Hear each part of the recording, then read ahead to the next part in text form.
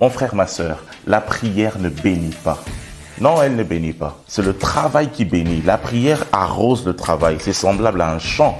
Tu peux arroser autant que tu veux. Tant que tu n'y plantes rien, tant que tu ne sèmes rien, rien ne poussera. La prière arrose le travail qui va te bénir. Voilà pourquoi quand tu pries, quand tu demandes à Dieu de te bénir, il te donne une opportunité de travail. Ah, pasteur, lo sambo e futaka. Ah non.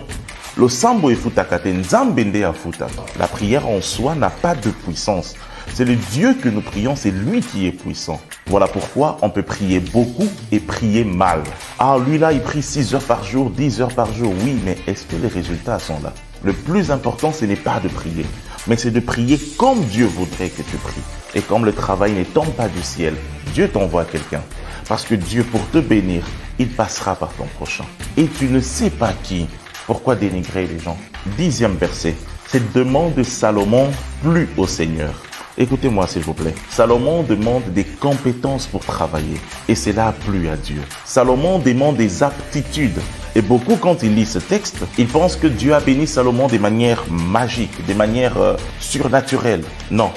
C'est par l'excellence de la gestion du royaume, la sagesse de ses jugements, que les gens venaient de loin, vous savez, comme la reine de Saba, venaient de loin avec des richesses pour bénir Salomon. L'argent ne tombait pas du ciel, l'argent ne poussait pas des greniers de Salomon. Le travail bénissait Salomon. L'excellence, la conduite, la gestion de son royaume, son leadership, ses jugements bénissaient Salomon. La promesse de Dieu de bénir Salomon, son accomplissement est passé par les autres. Voilà pourquoi je dis, quand tu demandes à Dieu de te bénir, quand Dieu te promet de te bénir, il t'envoie des gens.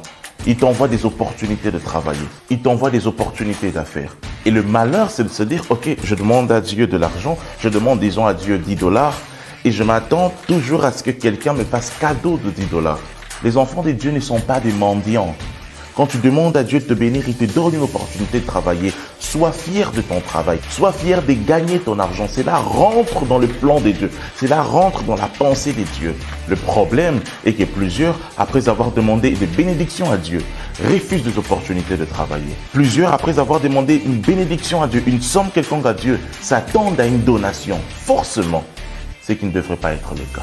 Tu demandes à Dieu de te bénir avec un bon travail et tu reçois l'opportunité de travailler dans une entreprise où tu vas commencer en bas de l'échelle puis évoluer. Toi, tu regardes seulement la finalité que tu as demandé à Dieu et tu refuses le parcours que Dieu te donne comme réponse. Combien ont refusé les parcours des dieux parce que ça ne ressemblait pas à la finalité qu'ils avaient demandé? J'aimerais dire à quelqu'un, tu peux demander un poisson à Dieu et Dieu te donne un hameçon.